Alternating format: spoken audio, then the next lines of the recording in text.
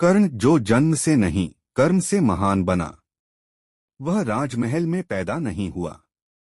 उसके जन्म पर शंख नहीं बजे, उसे गोद में उठाने वाला कोई राजा नहीं था।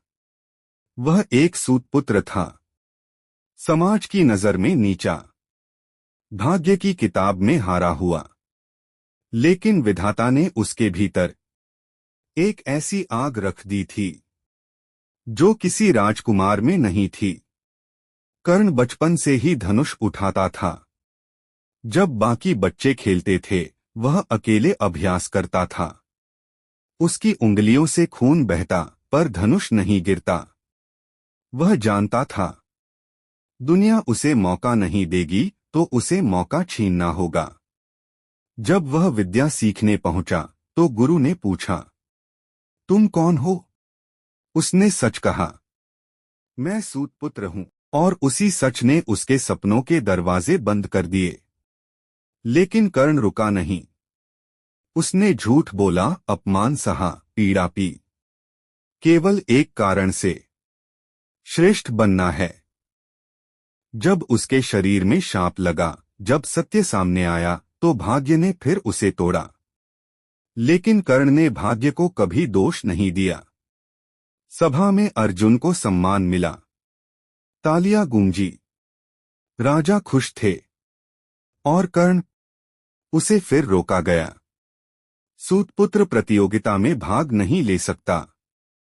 सभा हंसी, पर कर्ण की आंखों में आंसू नहीं थे, वहां ज्वाला थी। उसने कहा, अगर जन्म ही सब कुछ होता तो कर्म का कोई अर्थ नहीं होता। दुर्योधन ने उसे राजा बनाया। पहली बार किसी ने उसके सामर्थ्य को पहचाना। कर्ण ने जीवन भर उस एहसान को निभाया, चाहे परिणाम मृत्यु ही क्यों न हो। कर्ण दानवीर था। उससे कुछ मांगो, वह मना नहीं करता। यहां तक कि अपने कवचकुंडल भी दान कर दिए। वह जानता था, अब मृत्यु निश्चित है। फिर भी उसका मस्तक ऊंचा था। युद्धभूमि में जब रथ का पहिया धंसा, भाग्य ने फिर धोखा दिया। सामने अर्जुन था, पीछे मृत्यु। लेकिन कर्ण ने हथियार नीचे नहीं रखा। उसने कहा, मैं इसलिए नहीं लड़ता कि जीत जाऊं, मैं इसलिए लड़ता हूं ताकि खुद से हार न जाऊं। कर्ण हार गया, शरीर गिर गया, पर आत्मा अमर हो गई, क्योंकि वह जन्म से नहीं, संघर्ष से महान बना था। अंतिम सीख सीधे दिल में लगने वाली।